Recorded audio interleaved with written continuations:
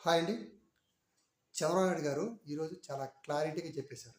పథకాలు, సంక్షేమ పథకాలు ఇప్పట్లో ఇవ్వటం చాలా కష్టం అనేసి. దీంట్లో కూడా ఒక ట్విస్ట్. ఇప్పట్లో ఇవ్వము అంటే ఎప్పుడు ఇస్తారు? నెక్స్ట్ ఎలక్షన్‌కి ముందు ఇచ్చేటట్టు ఉన్నారు. ఇంక అదే జరిగేది. అయితే రజనీకాంత్ 'ముత్తు' సినిమాలో ఒక చిన్న డైలాగ్ చెప్పారు.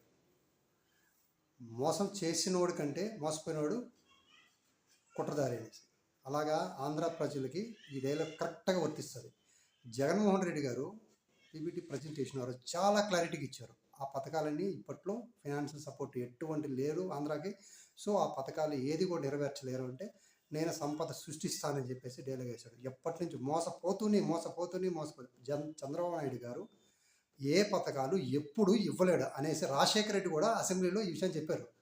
కానీ జనాలకు ఒక అలవాటు అయిపోయింది. చంద్రబాబు నాయుడు గారు చంద్రబాబు నాయుడు గారి చేతిలో మోసపోరు డిఫరెంట్గా.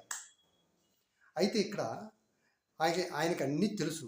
పథకాలు ఇవ్వలేమని తెలుసు, ఫైనాన్స్ ప్రాబ్లం ఉందని తెలుసు, కానీ ఇవ్వలేదు. కానీ జగన్మోహన్ రెడ్డి గారు వచ్చినప్పుడు వీళ్ళే చెప్పారు కదా, సంపద అనేది ఏది లేదు, మొత్తం స్మాష్ అయిపోయింది.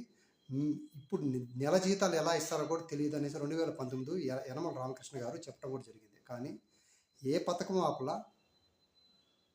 దట్టు కరోనా టైంలో కూడా చాలా ప్రతి ఇంటికి కూడా పథకం అందింది. ఇక్కడ ఇంకొక విషయం ఆలోచిస్తే ఈ గవర్నమెంట్ వ్యవస్థను మొత్తాన్ని ఒక్కొక్కటి నాశనం చేసుకుంటారు.